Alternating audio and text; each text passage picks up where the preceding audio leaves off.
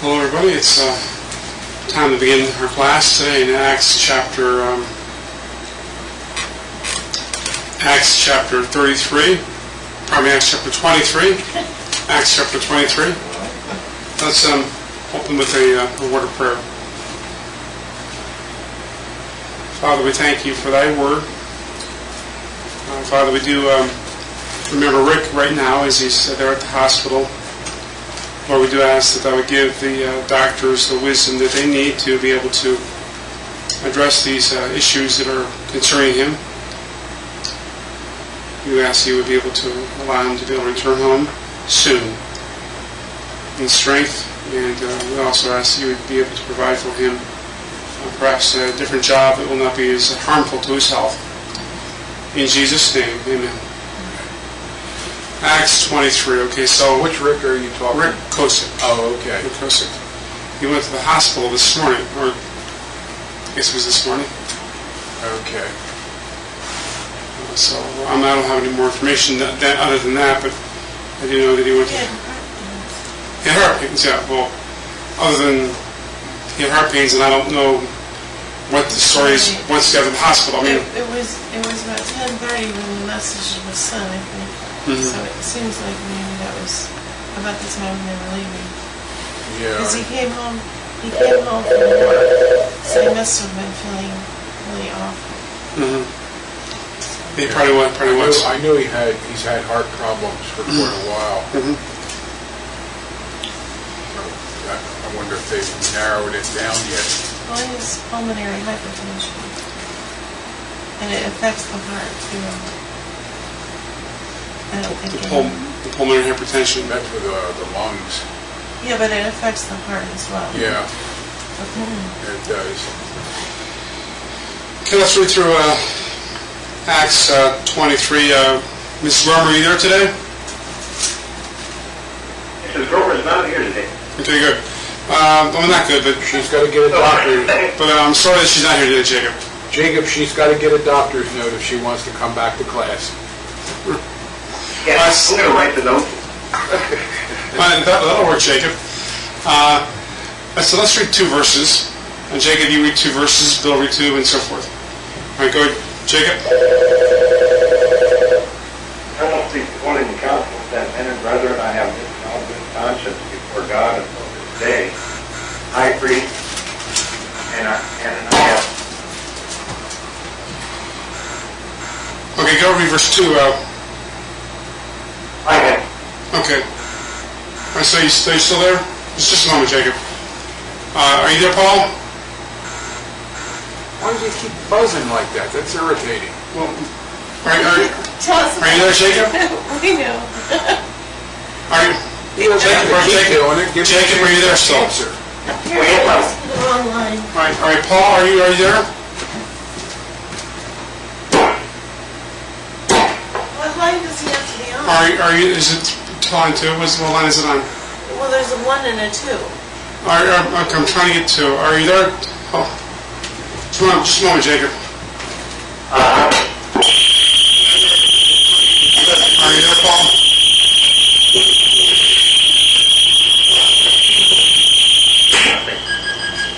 Are you there, Paul? Hello? Hello? Hello? Joe, hi Joe, are you there, Joe? I'm sorry. All right. Hi, Joe. Yeah, you're very, I have a lot of trouble hearing you though. You sound like you're like far in the distance. I'll try and work on it, Joe. Well, he's not around the corner. Sounds like you're dear.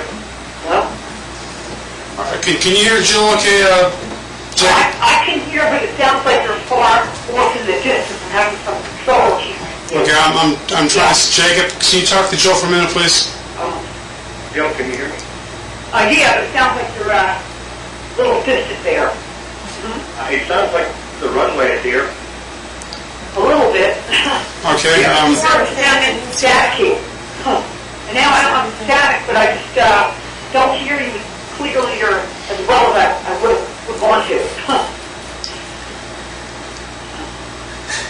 just be glad to be here a little bit. Well, Sounds like you're not that loud. Well, she should be here. well, Okay. you're not quite as close as if you were here, so. All right, Jill, so, are you on a land phone, Jill, or are you on a cell phone? Well, landline. Okay. Yeah. Is it a wireless landline, or is it a hardwired landline, Jill? Wireless. Wireless? Okay. Yeah. I'm not sure of that. But you can hear me, but I'm still kind of faint, is that right? I'm struggling, having a hard time hearing you. I'm struggling. Well, if there's a volume control, I'm going to try calling back and trying again. No, Call back? No, is it approved any, Jill, or not? Well, Is there any improvements, Jill, or not? not much. Okay. No. All right, I'll make another adjustment Well, there. if you turn it up much louder, then everything will be distorted. All right, there. Is that any better, Jill? No, it's Yeah, not I'm better. here, but I thought... does she have a volume control? Yeah. And now it's on staticky again. And I'm also having feedback. It sounds like it's echo chamber right now. A lot of feedback. Sounds like the jet plane's idling. Okay. Sounds like, a lot of echoing, like a lot of feedback right now. Jacob, was it And my echoing? voice bouncing back at me. Jacob, was it echoing prior to when you first connected? Was it echoing, Jacob? No, sir, I didn't have any echo. Sounds like there's a large jet plane idling nearby. It's the fans, Well, probably. now I hear Jacob clearly, but I don't hear everybody else. Okay, clearly. well, Is that one on? we'll turn the fan I'll off. turn it off. All right, good. Maybe we can all louder and clear. Okay, maybe. Now another question. So, all right, so you hear Jacob okay right now, Jill? Yeah, I hear a little better now, I Okay, good. think. Yeah. Is there a volume control on your telephone? No, but you are coming Yeah, clearer, which is better. It's good. it in, Tammy, and then switch to. It's on the back. Yeah, you're a little louder too, which is good now. Yeah. That's good. Thank you, Tammy. Okay, now we got rid of one of the jet engines. All right.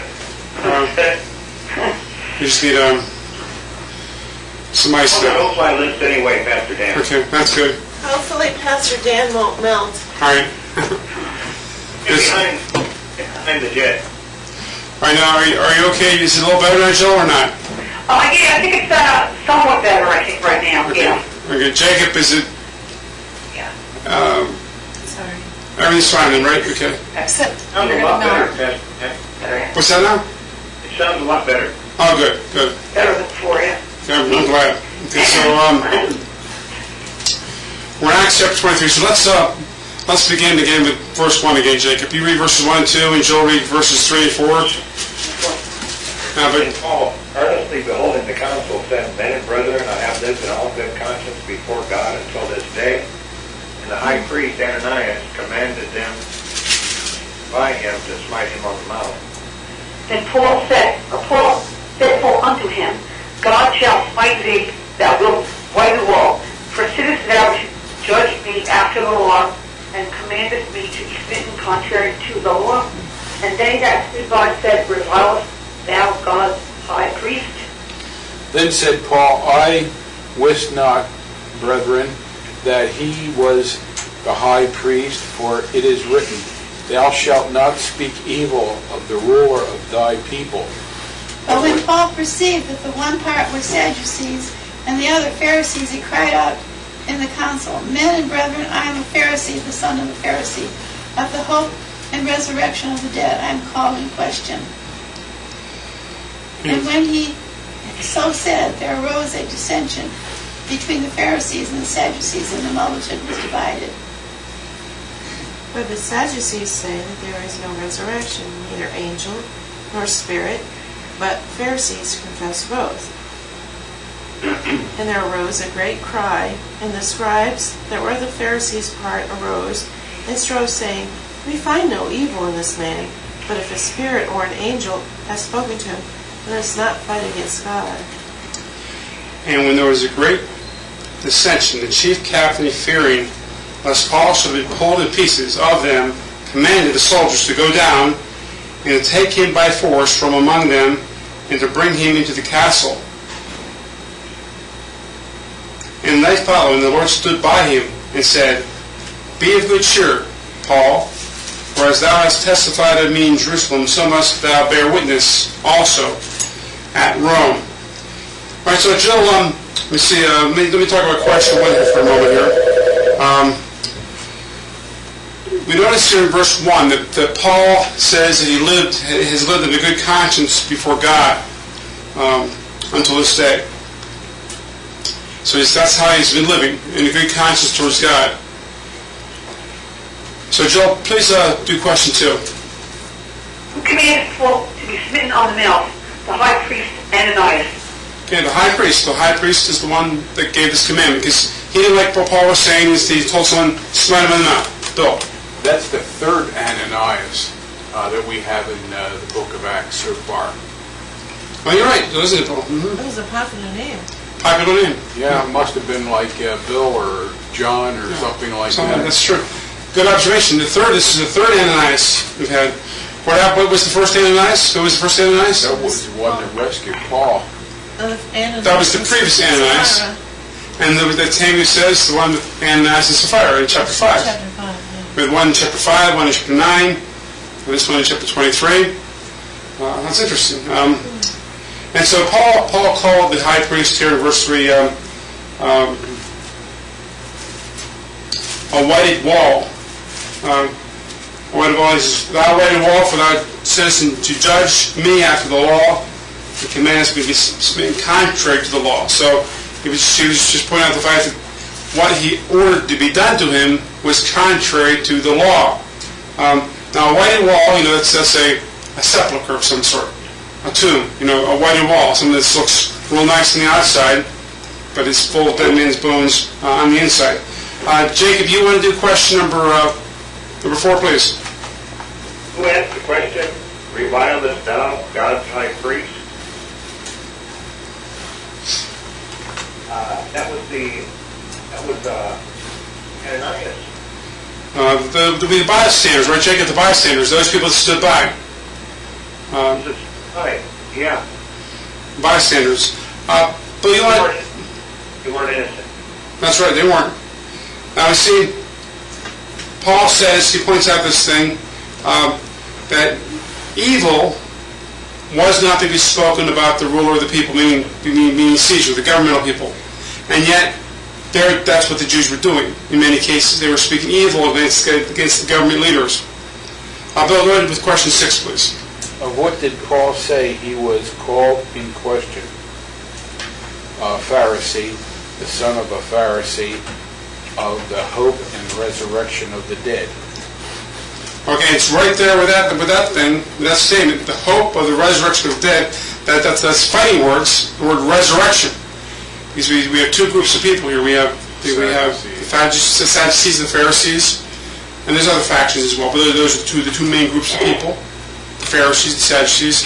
He makes it a point out that he's the son of a Pharisee. He also points out that he himself is a Pharisee. So he's no stranger to this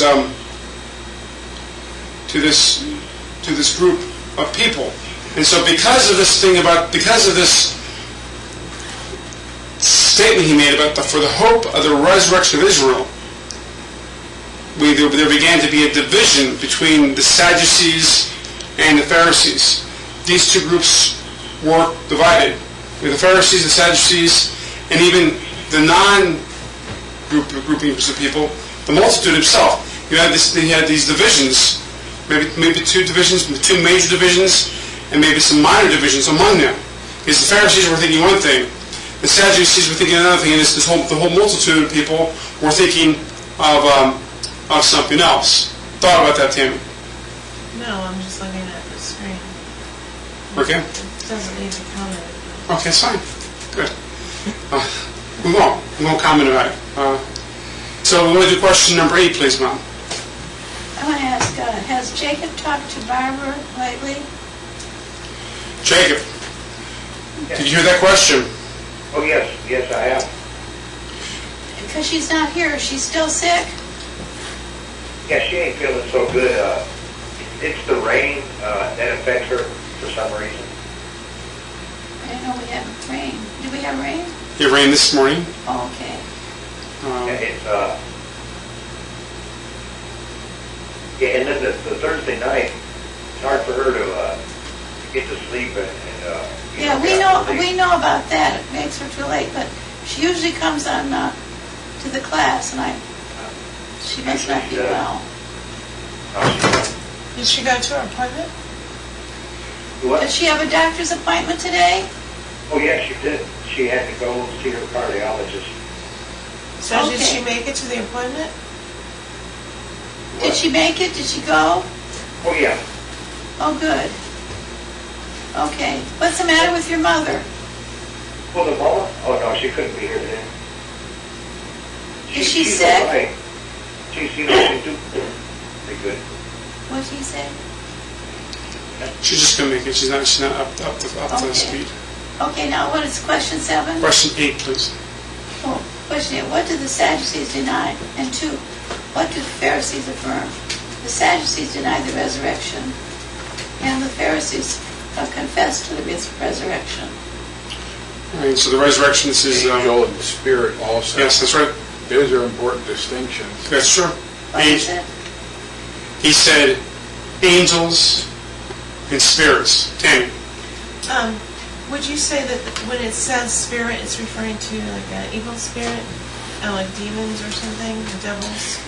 Yeah, that's very... Angels contrast I understand. with Yeah, spirits? very good close reading. That's true. That would be true. Fallen angels. Yeah. I mean, as far from it says nor spirits, but as far as we have the holy angels and we have the fallen angels. And so that's what that we have reference to more than likely. Couldn't that also be the personal spirit? It could go to that area as well. Jacob, your thought about this? Yes, sir. I was reading Haley's Bible Handbook, and I wish I could tell you what page it was on.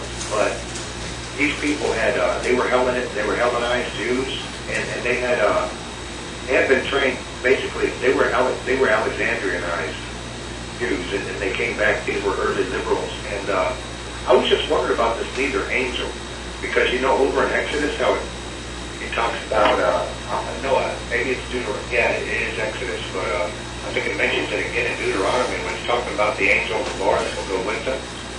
I'm wondering if they denied that. I wonder if that's what this means, because I don't see how anybody that knows the first 5 books of the Bible could, you don't have to get very far through Genesis to see that there's devils.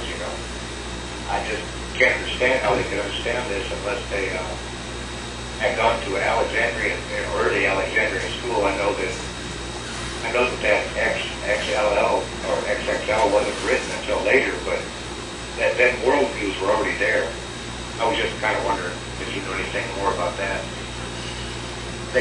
As far as the Septuagint, right, Jacob? Yeah, it wasn't written until later, but that worldview already existed there in Alexandria.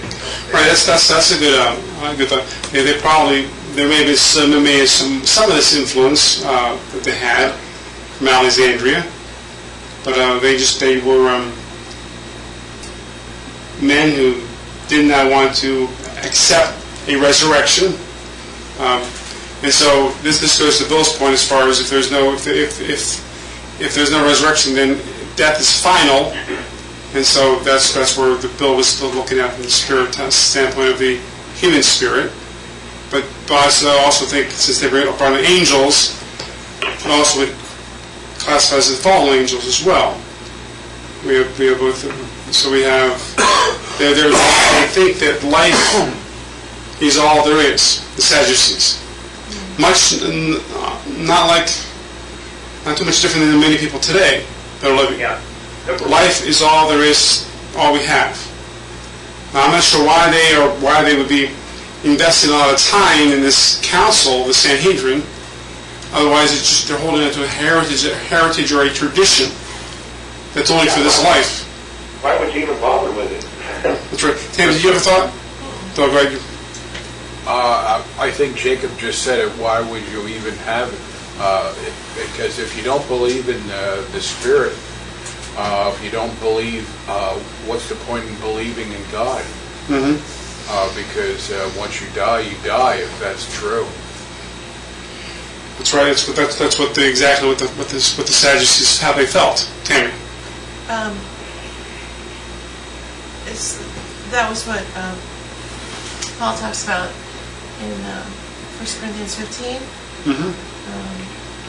Let's see. There is no resurrection, then let us eat and die, and let us eat and be merry, for tomorrow we die, or something like that. Yes. I think it also mentions something like that in James.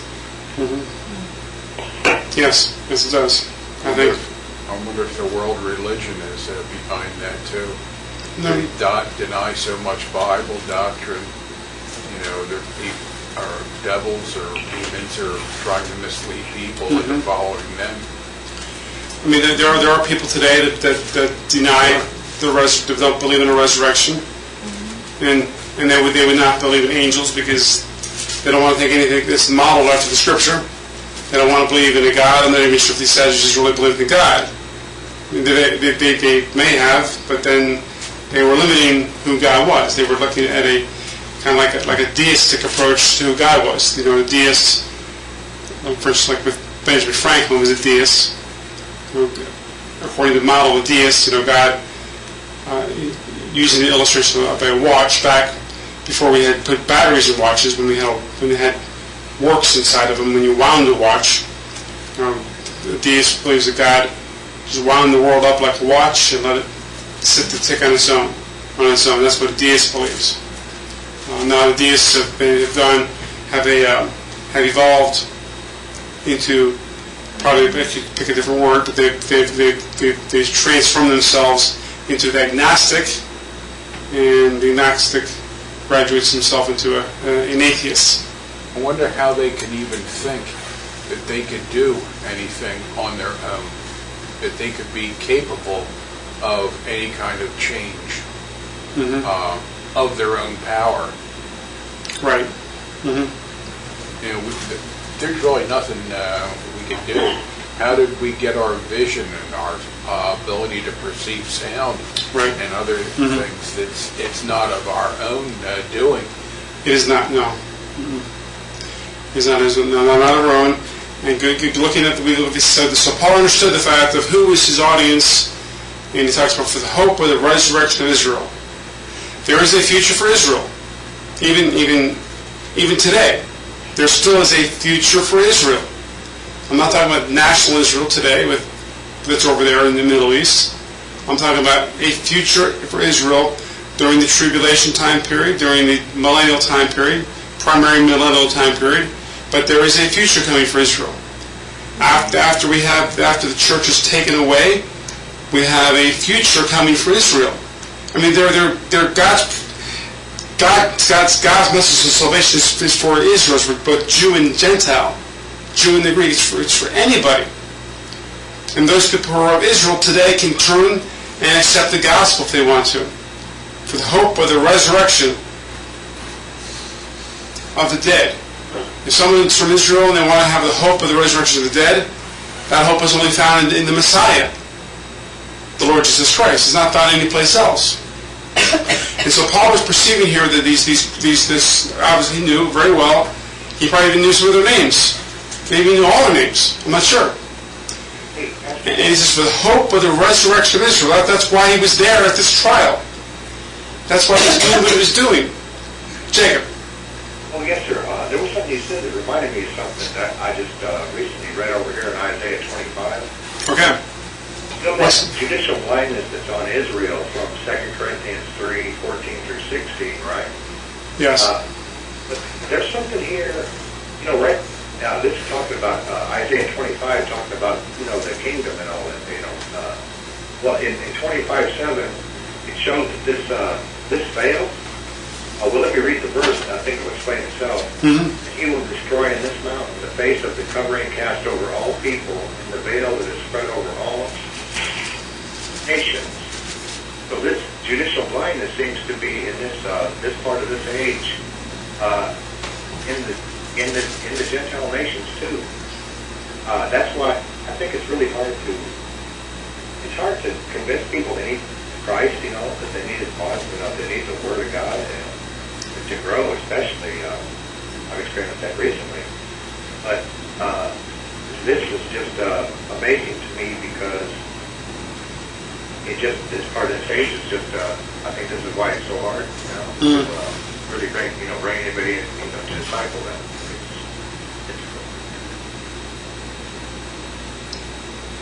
That's good, Jacob. Thank you for that. And so, we notice in verse 9, it seems as though the Pharisees want to fight against God. They want to fight against God. This is rather they should not fight against God. They were talking amongst themselves, and there was a great cry. This is in the council they're having. There was a great cry, and the scribes that were of the Pharisees arose and strove, saying, "We find no evil in this man." In other words, they found no evil in the Apostle Paul.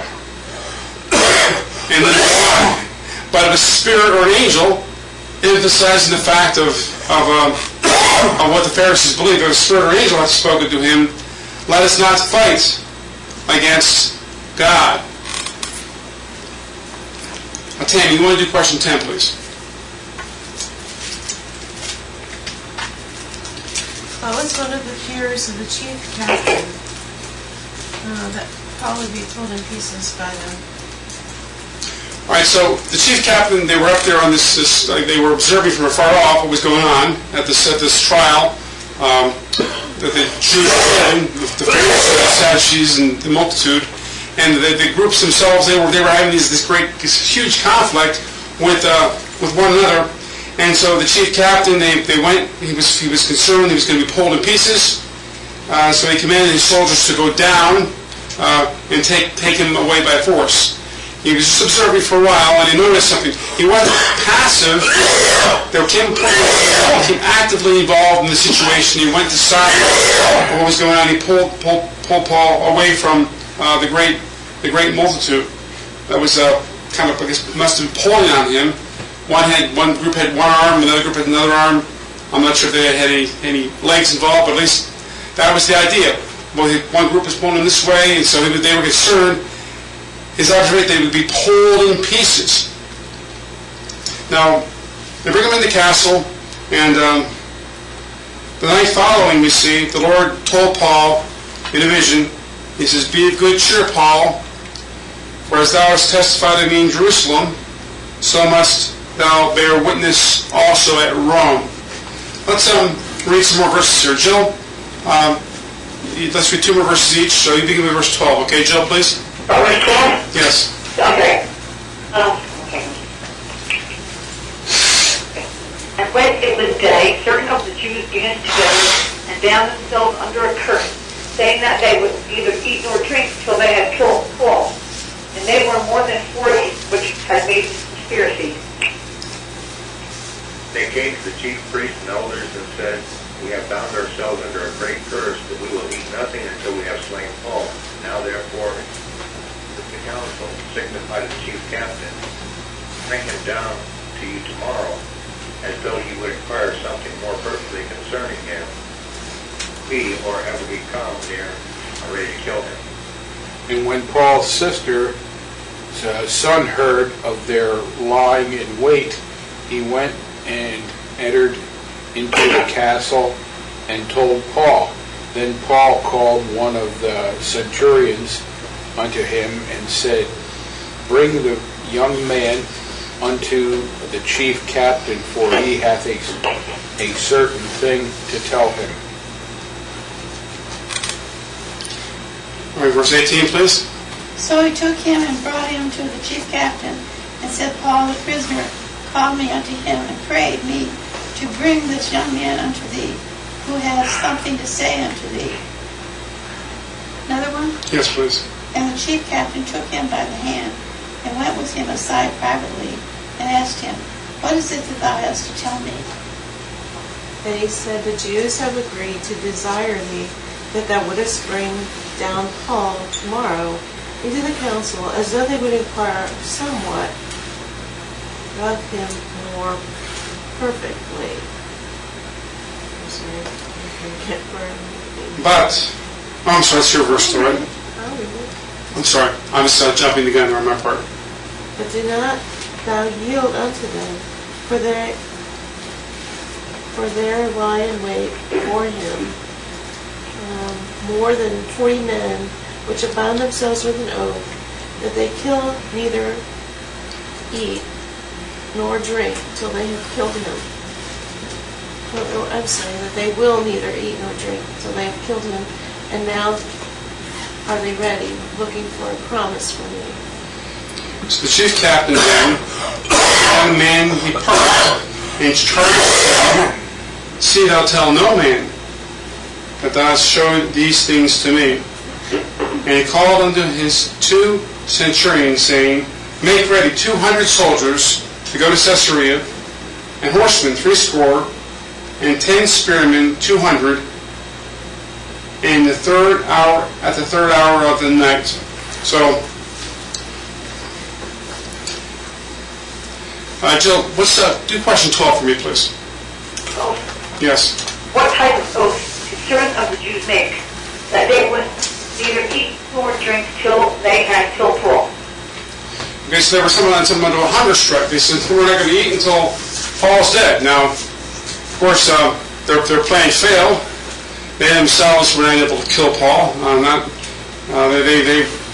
Their plot, their pact they made, their vow they made, they weren't able to keep that vow.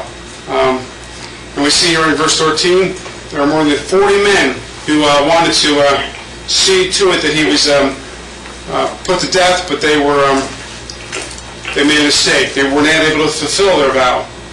Jacob, question 14, please.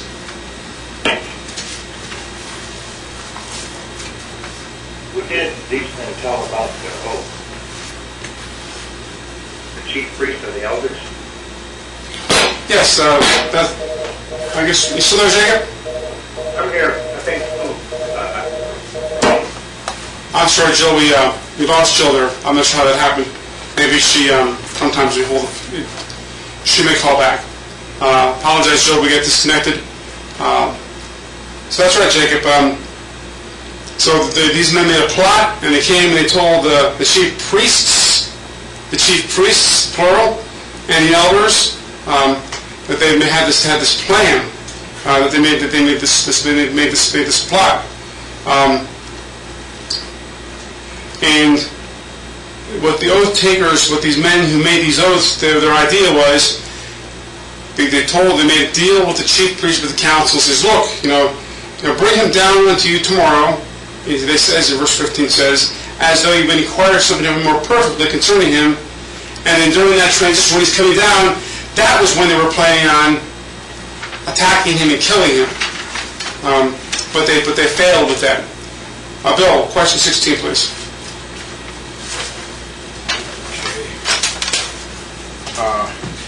Who heard of the scheme of the plotters? Paul's nephew. Paul's nephew, that's right. Paul's nephew heard about it. I'm not sure how he heard about it, but he heard about it.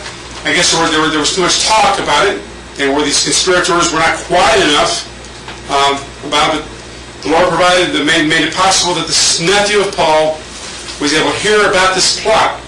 And so we're in verse 16. Now, where were they? Where was Paul? He was someplace in the castle, I suppose. But in town. Jerusalem. Okay. And so we have the fact that the nephew comes and tells Paul about the fact that this plot's going on. And once Paul finds about it, he talks to one of the centurions in verse 17. And actually, he says, "Can you? This young man, my nephew here, has something very, very important to tell the chief captain." And so the centurion takes the nephew to the chief captain. In verse 18, Mom, please. To whom was the young man taken? The chief captain. Yes, he was taken over to the chief captain because he had something very important to tell that the captain would want to know about. And so what the chief captain, he takes the young man, nephew Waite, he takes him to some place out of someplace private, and then he asks him, what is it you have to tell me? What are you going to tell me? And Tammy, please do question 20, please.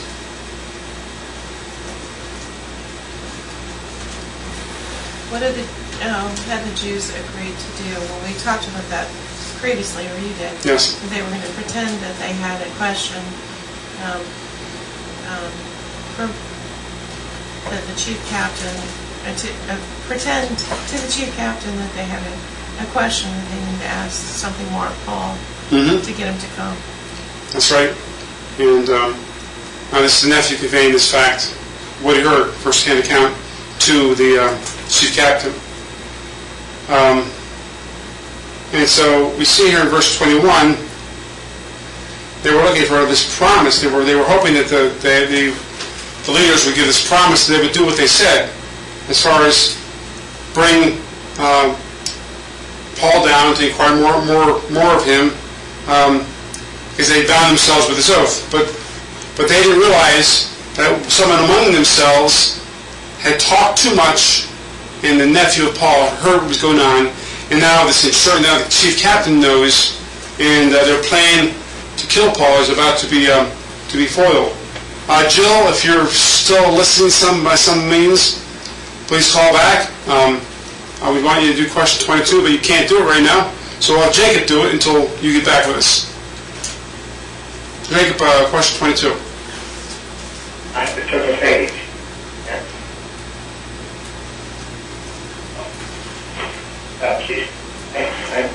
He's saying that of these.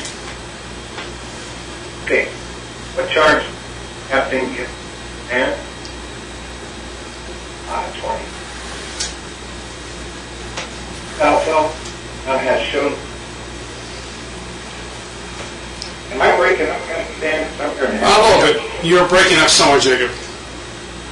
Hey, you want me to call back? Something better. I guess you're using the speakerphone or holding the handset, Jacob? I'm using the speakerphone because that's the only way I can hear the people in the room. Well, let's see if you can hear the people in the room with the handset. Do what? Pick up the handset and see if you can hear the people in the room with the handset. Well, they don't. Hello. Are you using the handset right now, Jacob?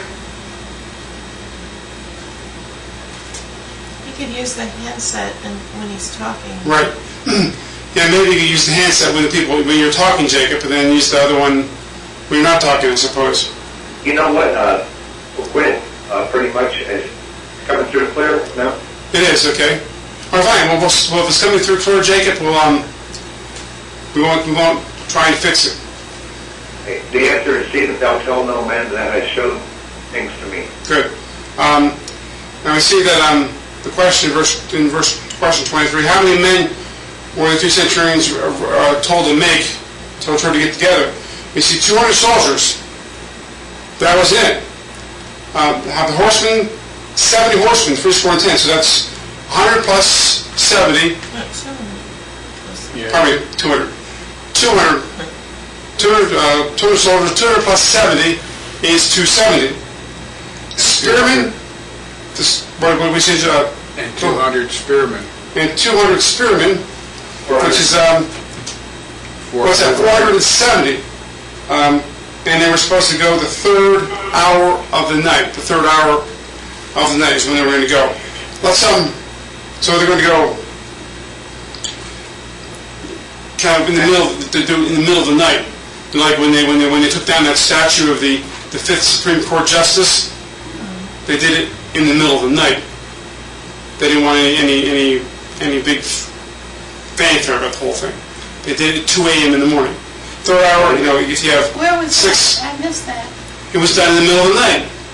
Yeah, but what time? The Supreme Court Justice that swore Abraham Lincoln, the 5th Supreme Court Justice that sat on the Supreme Court, appointed by Andrew Jackson, they took a statue down in the middle of the night.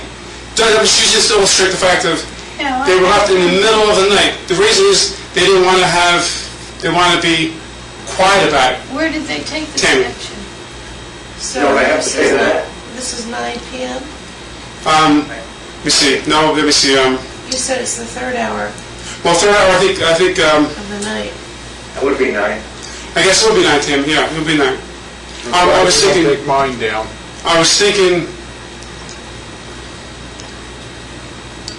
Yes, 9 o'clock is the right number. I had the wrong number in my mind. Hey, Pastor Dan, Yes, Jacob. you know what you could say to them people on that statue in the middle of the night? What can I say to him, Jacob? Now is your hour in the power of darkness. Yes. That's right. That's a good thing to say to him, isn't it?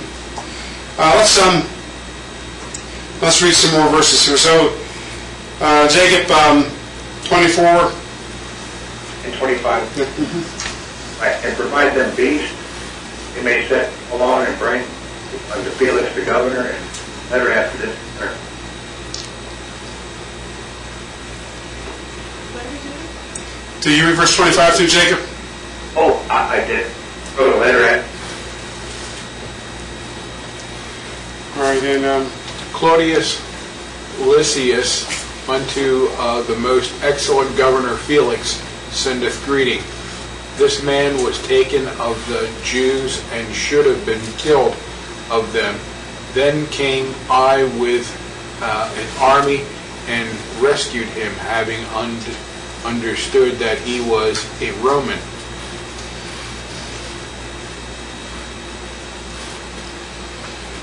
verse 28. And when I would have known the cause wherefore they accused him, I brought him forth into the council. More. Yes, please. Whom I perceived to be accused of questions of their law, but to have nothing laid to his charge worthy of death or of bonds. And when it was told me how that the Jews laid wait for the man, I sent straightway to thee, and gave commandment to his accusers also to say before thee what they had against him. Farewell. Then the soldiers, as it was commanded them, took Paul and brought him by night to Antipatris. On the morrow, they left the horsemen to go with him and return to the castle, to who, when they came to Caesarea and delivered the epistle to the governor, presented Paul also before him. And when the governor had read the letter, he asked of what province and he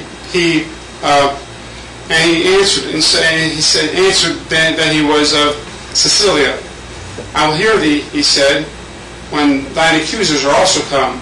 And he commanded him to be kept in Herod's judgment hall. Right, so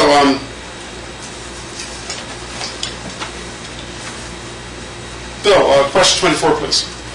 To whom were the great company of soldiers, horsemen, and spearmen to bring Paul? Felix. Felix. He was Not the cat either. the governor. No, not the cat. Just the governor. The governor came first. The cat was named after the governor. Yeah. Not the other way around.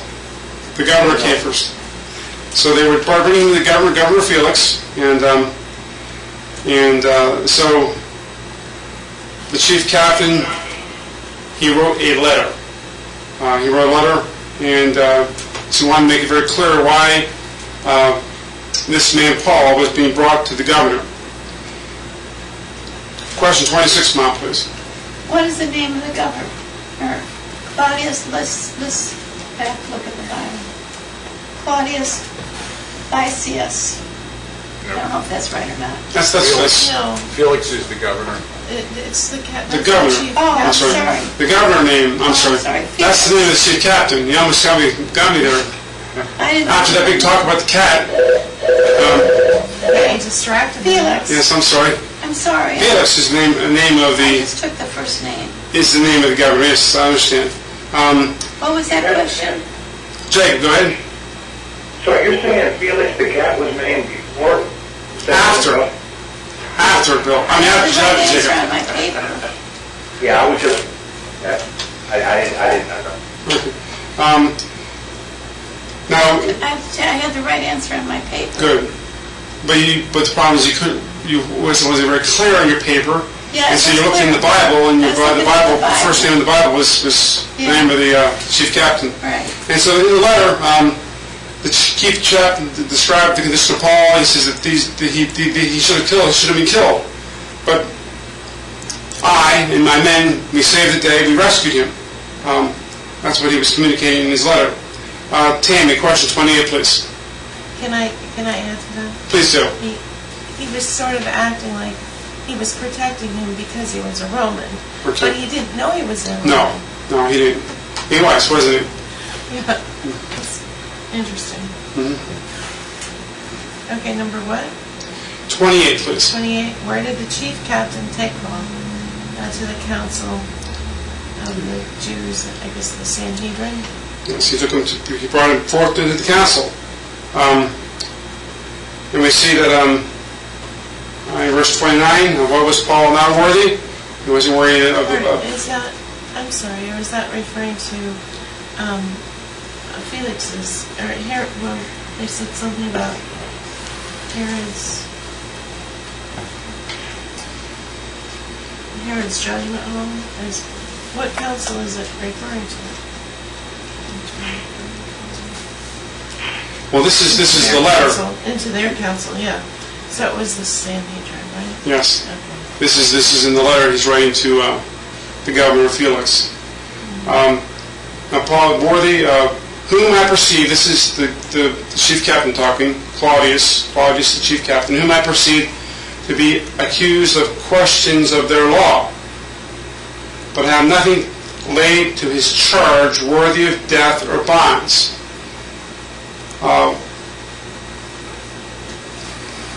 Jacob, question 30, please. Okay. For whom Jews laid faith. Wait a minute, I'm on the wrong picture here. I got over there. Look.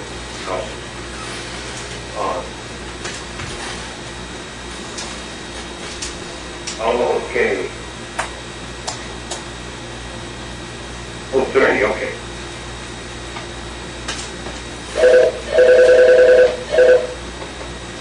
Wait.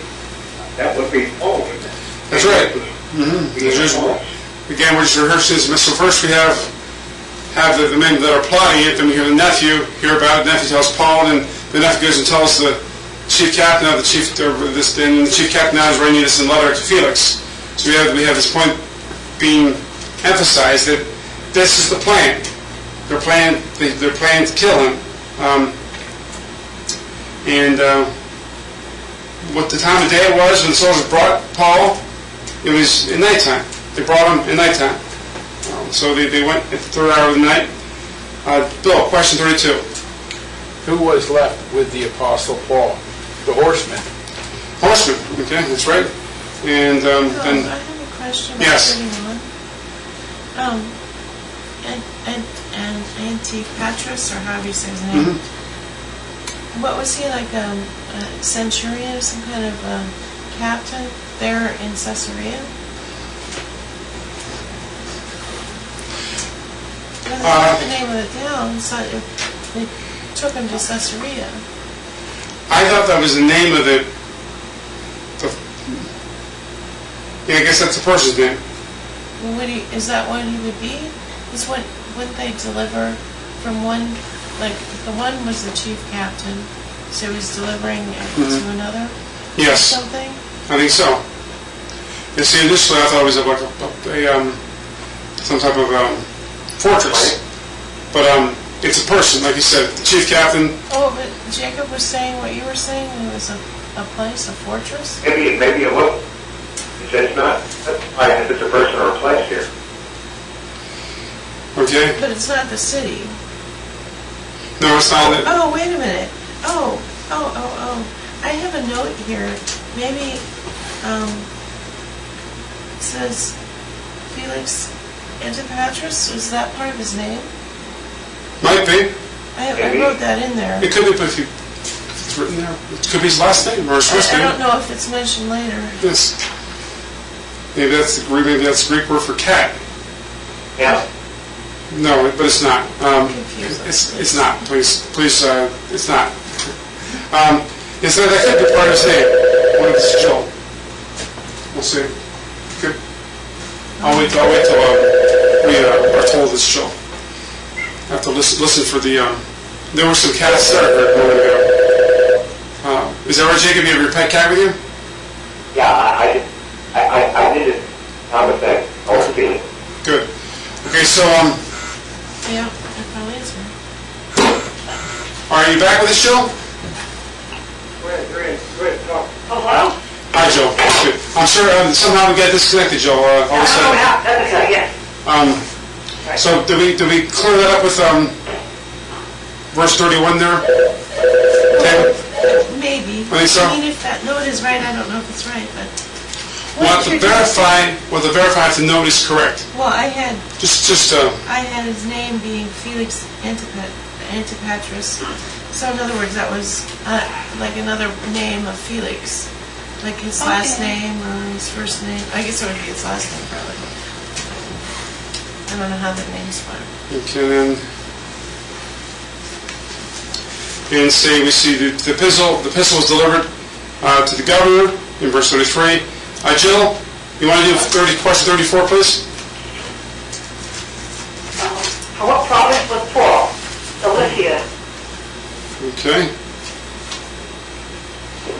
And Mom, you want to do? Let me see. So we have here.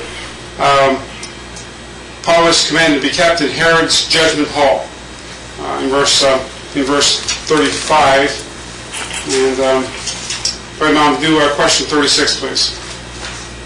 Right? What time did it call? I didn't write it down. We I can read it. read it, I guess. Give her enough for the day then. 23:6 to 8. But when Paul perceived that one part was Sadducees and the other Pharisees, he cried out in the council, "Men and brethren, I'm a Pharisee, the son of the Pharisees, of the hope and resurrection of the dead. I am called in question." And when he had so said, there arose a dissension between the Pharisees and the Sadducees, and the multitude was divided. For the Sadducees said that there is no resurrection, neither angel nor spirit, but the Pharisees confess both. How much of that's That's it. That's good. That's verse 8. Tammy. That's another interesting reason why it seems like the spirit and the angel are connected, because it says there's no resurrection, neither angel nor spirit, but confess both, as opposed to all. Okay. Because it's talking about two. Yes. So Two distinct. And an angel and a spirit are similar. They're the different ends of the same point. Sort of. Oh, we've lost Joe again. I'm not sure how that happened. Well, maybe we lost Jacob. Are you there, Jacob? Sure. You're Jacob, okay, so was Joe. I don't know how that happened. Good. Did you? So there must be. My system, as far as I know, is working okay over here, but I'm not sure how her system is working over there. I'm sorry, Joe. We got disconnected again. Yeah, it did. Jacob, go ahead. It could be my. I don't know. Maybe. Careful. Yeah, you probably disconnected everybody. It could be Jacob's phone. Now, Tammy, question 37, please. Simon the sorcerer is discussed in what chapter of the book of Acts? In Acts chapter 8, verses 9 through 24. There was a certain man called Simon, which before time in the same city used sorcery and bewitched the people of Samaria, giving out that himself was some great one, to whom they all gave heed, from the least to the greatest, saying, "This man is the great power of God." Jacob, question 38, please. Right? Let me see. Let's read this. It's in Acts 15, 16 through 17, and Acts 15. And I'm in the wrong chapter. Okay. After this, I will return and build again the tabernacle of David, which has fallen down, and I will build again the ruins thereof, and will set it up, that the residue of men might seek after the Lord, and all the Gentiles, by whom the name is called, or who do it. Quote from Amos 9, verse 11. All right, Bill, 39, please. Okay. The account of the chief captain being informed of Paul's Roman citizenship is found in what chapter in the book of Acts? Chapter 22, verse 25. 22:25. And they bound him with thongs. Paul said unto the centurion that stood by, Is it lawful for you to scourge a man that is a Roman? And I condemned. When the centurion heard that, he went and told the chief captain, saying, Take heed what thou doest, for this man is a Roman. All right, Mom, question 40, please. The failed resistance to Stephen's wisdom by the libertines is recorded in what chapter of the book of Acts? Acts 6:9. Acts 6:9. Then there were certain of the synagogue, which is called the synagogue of the Libertarians, and the Cyrenians, and Alexandrians, and of them of Cilicia and of Asia, disputing with Stephen. And they were not able to resist the wisdom of the Spirit by which he spake. Good. Right, I didn't. Verse 10, thank you. Tammy, question 41.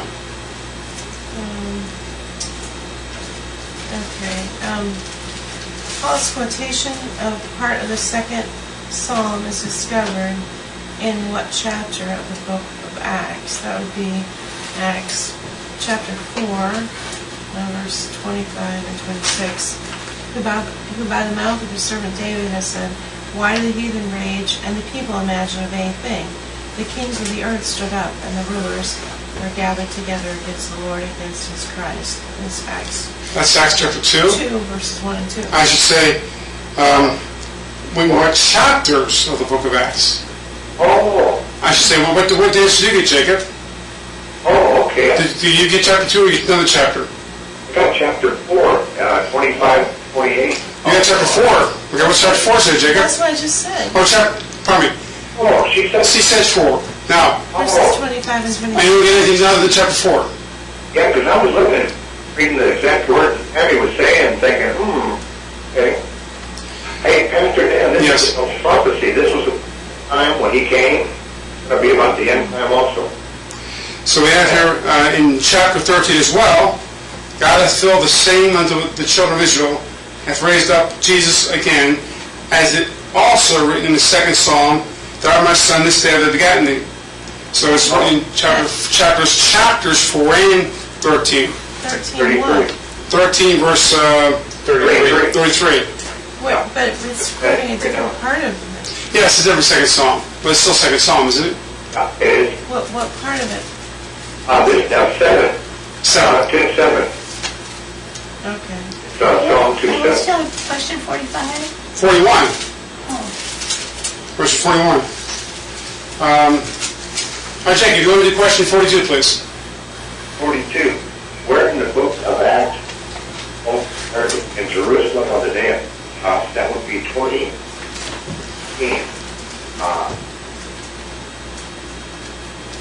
For Paul determined to sail to Ephesus because he would not spend the time in Asia, for he hasted as it were possible for him to be at Jerusalem for the day of Pentecost. Bill, question 43, please. Who is Joseph called Barsabas, and where in the book of Acts is he mentioned? He's also surnamed Justus, and it's in chapter 1, verse 23. Right. And who is he? Surnamed Justus. Okay. And they appointed two, Joseph called Barsabas, who was surnamed Justus, and Matthias. So he was one of the two possible candidates for the replacement of Judas, for their at least the apostles' election, the apostles' choice. Mom, question 44, please. Did we do 43? I thought we did. That was Yeah, we just did. Okay, 44. Stephen's references Moses and other events from the book of Exodus in his final sermon, which is recorded in what chapter? Acts 7. Acts chapter 7. Acts 7. Tammy, question 45. In what chapter of the book of Acts does one learn about Paul and his company abiding a long time with the disciples who were in Antioch, where Paul and company told how God opened the door of faith to the Gentiles in Acts 14:28 after the first missionary journey.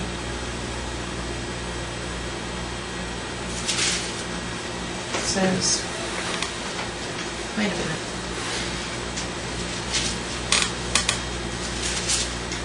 Okay, and there they abode a long time with the disciples.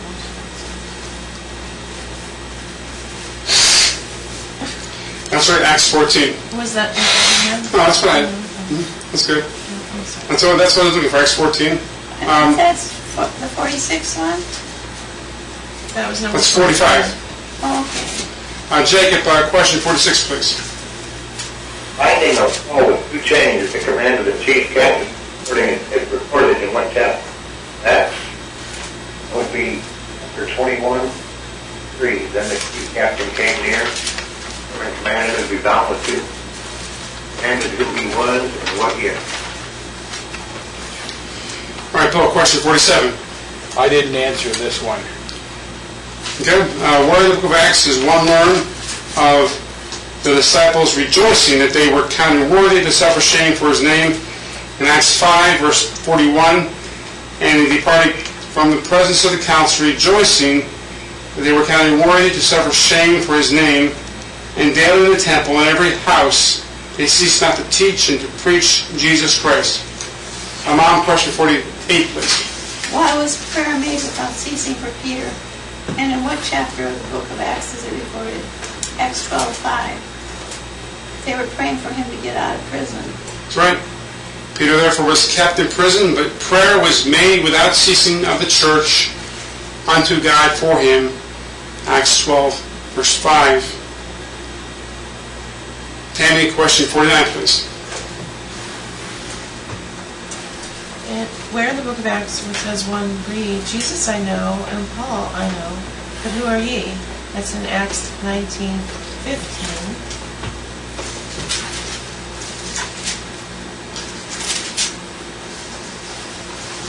And the evil spirit answered and said, Jesus I know and Paul I know, but who are ye?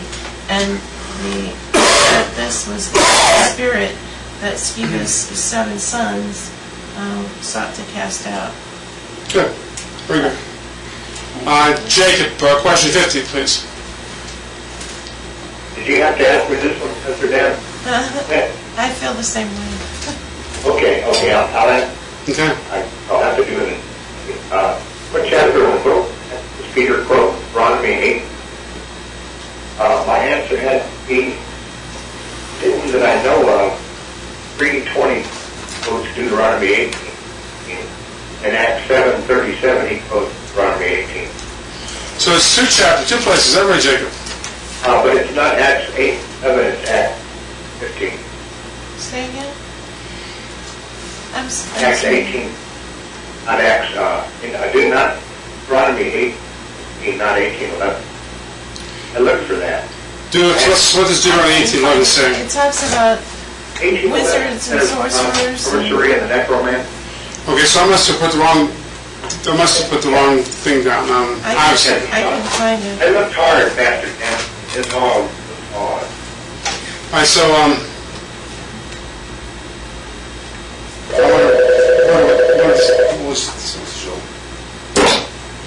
okay, so that was the bad reference, huh, Jill? We move to question number 51, Jill. Oh, you know what? I just disconnected again. I'm calling you from my cell phone. Okay, I understand. The two disconnections happened from the landline, so I said, Yeah, I wonder if maybe it wouldn't happen this time. Yeah, maybe not. Tell you the truth, I didn't do the last several questions. I had a rough reference to. Okay, I understand. Well, you can listen, and maybe you can help us with the last one. So, with question 50, I'm looking for chapter 3, but I got it's Deuteronomy 18, so the wrong verse. Maybe it's 18:11, then. Okay, so I'm sorry about that. Yeah, 18:11 was all about.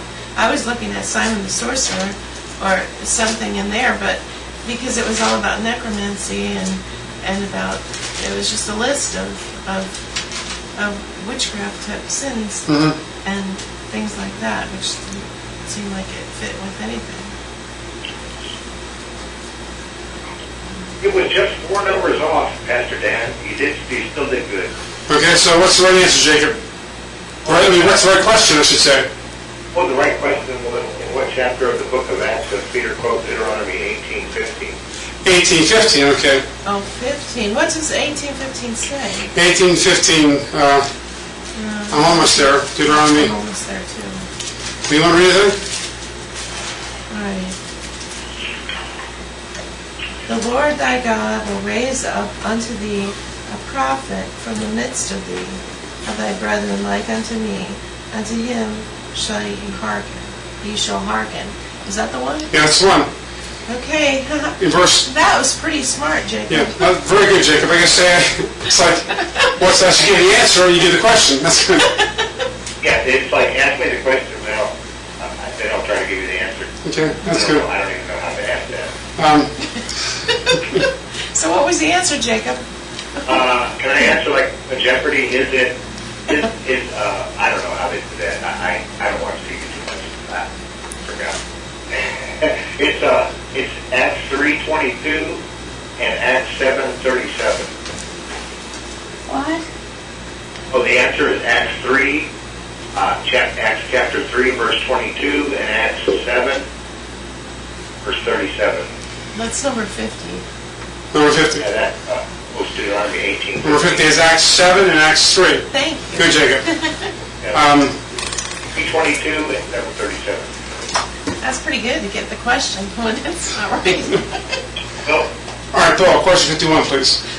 Where in the book of Acts does one first read of Cornelius fasting and praying during the 9th hour, and two, who appeared to him? Well, it was chapter 10, verse 4, and Peter. I thought it was 10:30. 10, let me see you. Chapter 10. Therefore, 3. and Cornelius said, 4 days ago I was fasting until the 3rd hour, and the 9th hour until the hour of prayer in my house, and behold, a man stood before me in bright clothing. So the man in bright clothing came, and he was there What verse? in chapter 10. The answer is chapter 10, and the man in bright clothing. In verse 30? 30 to 31. In verse 30, verse 30 and 31 says, 10. In verse 3 it says an angel of God, so the man in bright clothing is probably an angel of God. Right. Okay. Angel of God. Yeah, I would say so. I would agree with that. Angel of God. Mom, question 52, please. In what chapter of the book of Acts does the mob cry, "These that have turned the world upside down are come hither"? Acts 17:6. Acts 17:6 and Tammy, question 53. Okay, where in the book of Acts were the apostles accused of being full of new wine? That was in Acts 2:13, and the response they gave was, or Peter gave, was in verse 15. And fear, for these are not drunken as he supposed. This is his response, seeing it is but the 3rd hour of the day. Jacob,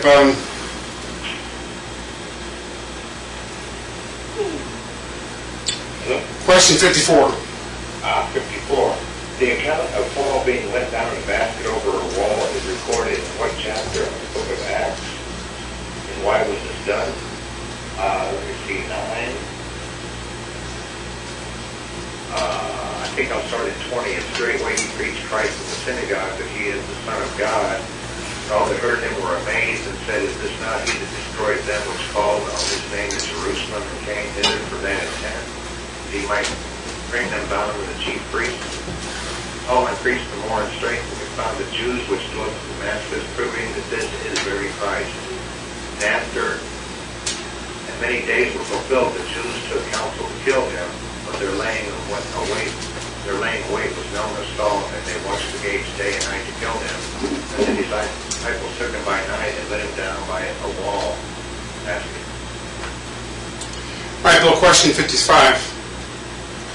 In what chapter of the book of Acts does the jailer ask Paul and Silas how to be saved? That's chapter 16. 16. Now, let me see, verse 30, and brought them out and said, "Sirs, what must I do to be saved?" Verse 31, and they said, "Believe in the Lord Jesus Christ, and thou shalt be saved in thy house." Mom, question 56, please. Where in the book of Acts does Paul reference Exodus 22:28? How do you get that one? Acts 23. Yeah, Chapter 20? Yeah, 23. Then said Paul, I wist not, brethren, that he was the high priest, for it is written, Thou shalt not speak evil of the ruler of thy people. Verse 5. Tammy, question 57, please. Wait, I'm sorry, question... Is it... Just a moment.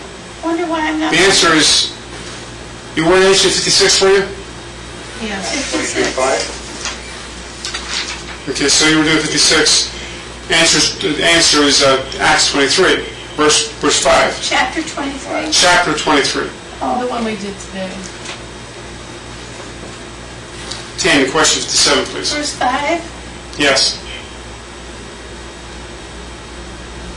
And number 57. In what chapter of the book of Acts does Peter and Peter and John say, I'm sorry. For we cannot but speak the things which we have seen and heard. That's Acts 4:20. That's right. Acts 4:20. And Jacob, question 58. Where in the book of Acts did Aquila and Priscilla take note of Apollos? That would be in chapter 18, verse 26. 18, verse 26. And he began to speak boldly in the synagogue, whom when Aquila and Priscilla had heard, they took him unto him, and expounded unto him the way of God more perfectly. Bill, question 59, please. I didn't answer that. Okay. What chapter of the book of Acts does one learn? The disciples first were called Christians in Antioch in Acts 11, verse 26. And when he had found him, he brought him unto Antioch. And it came to pass that a whole year they assembled themselves with the church and taught much people. And the disciples were called Christians first in Antioch. So chapter 11, first called Christians. Mom, question 60, please. What is something that can be observed and learned from Acts chapter 23? I didn't do that. Okay. Tammy, how about you? I don't know, I'm just trying to... It's interesting how the Lord protected Paul. And when he was speaking to the multitude, he knew, the Lord gave him the insight to know, talk about something that's going to divide them, that's going to cause, cause at least some of them to be interested in what you have to say. Not that probably, I don't know if Paul was necessarily thinking that way, but it seems like it was of the Lord that he, brought in the resurrection, and he brought in, angels and spirits. Mm-hmm. But then when they began to plot against him, how his nephew heard or overheard what was going to happen, and he was, God was able to protect the Apostle Paul and all of this, because God had told him he was going to go to Rome, and he was going to preach there. And so that was one of his desires. One of his desires was to preach to and for his own people to be saved. And he did talk to them, and he shared what he could with them. And then the Lord was going to send him to Rome to be used there. So even while he's in bonds, he's still being used of the Lord. Yes, that's right. That's right. How about you, Jill? Do you have any thoughts about question 60? My answer, if I could stick a stone on the top of my head. That's fine, Jill. It's like everybody else after me, Jews and, everybody, spirits, treating him like a faulty information and all this other stuff. The fact is that the Lord spared his life by using different people, like the chief captain said, like in Acts 27, thinks the Jews and should have been killed. That came on with an army and rescued him, having understood that he was alone. He said beforehand, he didn't think they afraid, something like that. Not edible forms that most people really want to be dead. But there people, the fact that the Lord, the fight, he persecuted all the time, people after him all the time, and everything like that. He was scared by God, but he lowered down the wall in a basket and all this other stuff. God used different people in different ways to his life. That's right. God uses different people different ways, and he certainly used the Apostle Paul. But how about you, Jacob? Thoughts you have from question 60? Yeah, what Jill said was right on the money. This was God's providence all through this. He had said he wanted to go to Rome. I think I heard Tammy say that.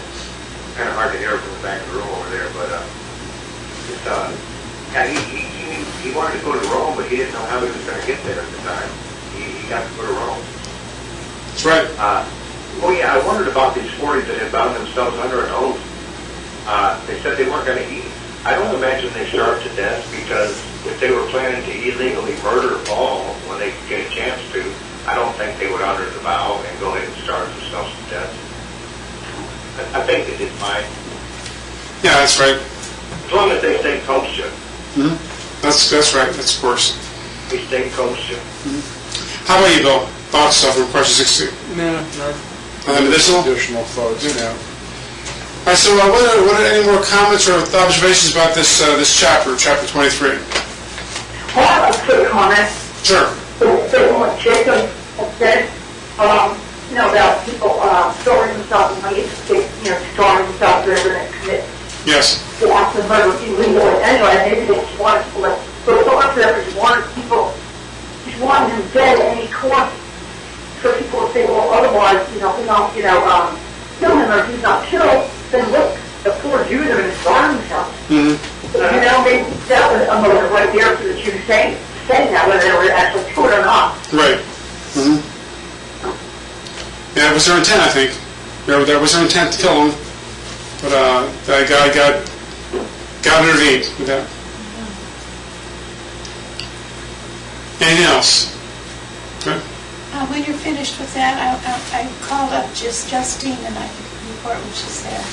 Okay, so you want to report after class or during class? After class? Well, when we're still here. Well, do you want it over the internet? Doesn't matter to me. Okay, well, we can close. If you want it on the internet, we can put it on there. Okay. Go ahead, give me your report. Okay, I called Justine, and she said we're doing okay. Her dad got out of the hospital, I think, last night. And the reason he goes to the hospital is his blood pressure gets so low. His blood pressure goes high and it goes low.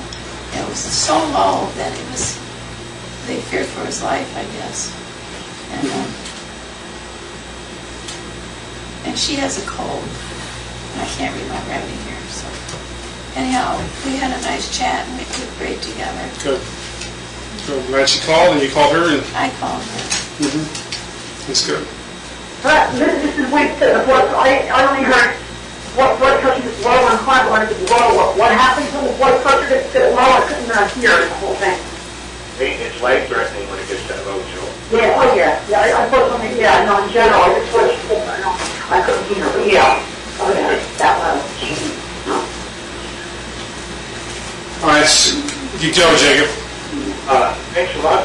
I want to thank you very much for putting this ministry up on the website. If it wasn't for you being able to handle this computer thing, I could never do that, and I don't think most of them could. And these Bible studies and the whole thing, the church, and just thank God for you and everybody that's in our society now, all of it. It's just, and God in Christ, all this thing we have here. I love it. Well, that's great, Jacob. Thank you. Praise the Lord. We could be here.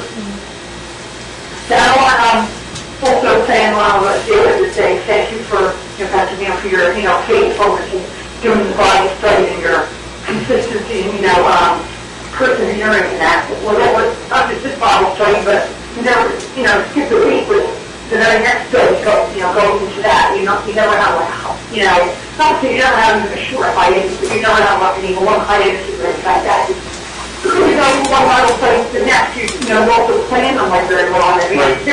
which I appreciate. Right. Yeah. That's good, Joel. Thank you for that. All right. Bill, would you close in prayer this afternoon, please?